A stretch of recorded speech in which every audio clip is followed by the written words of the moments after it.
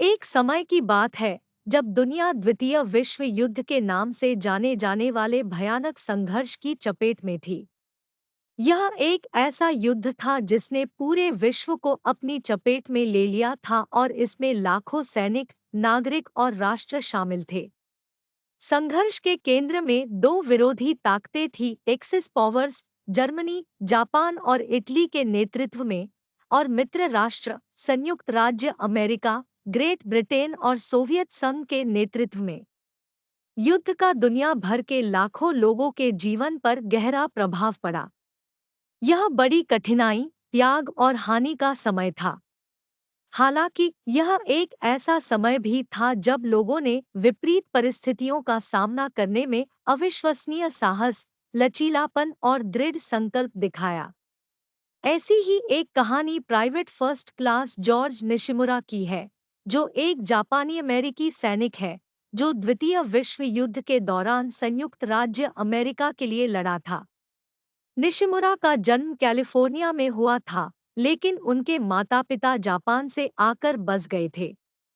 एक अमेरिकी नागरिक होने के बावजूद निशिमुरा और उनके परिवार को उनकी जापानी विरासत के कारण भेदभाव और नस्लवाद का शिकार होना पड़ा।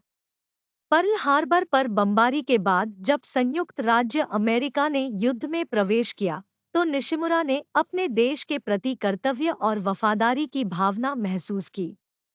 वह अमेरिकी सेना में शामिल हो गए और उन्हें यूरोप में लड़ने के लिए भेजा गया, जहां उन्हें 442वीं रेजिमेंटल कॉम्बैट टीम, एक अखिल जापानी अमेरिकी इकाई सौंपी गई।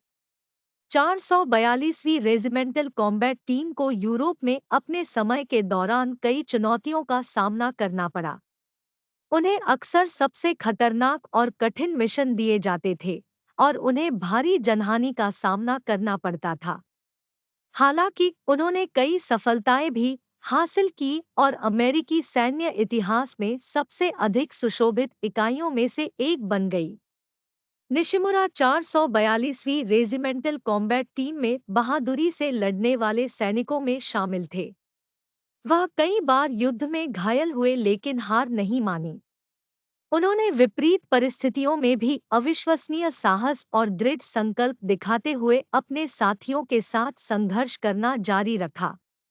निशिमुरा की कहानी में सबसे महत्वपूर्ण क्षणों में से एक फ्रांस में वोल्गेस पर्वत की लड़ाई के दौरान आया था। 442वीं रेजिमेंटल कॉम्बैट टीम को जर्मन सेना से घिरे सैनिकों की एक बटालियन को बचाने का काम दिया गया था। मिशन अविश्वसनीय रूप से खतरनाक था और कई सैनिकों का मानना था कि यह असंभव था। हालांकि निशिमुरा और उनके साथियों ने हार नहीं मानी। उन्होंने दुश्मन की रेखाओं के माध्यम से अपना रास्ता लड़ा, गोलियों और तोपखाने की आग को चकमा दिया और फंसे हुए सैनिकों तक पहुंचने में कामयाब रहे। भारी संख्या में होने और बंदूक से लैस होने के बावजूद वे फिर उन्हें सुरक्षा के लिए वापस ले गए।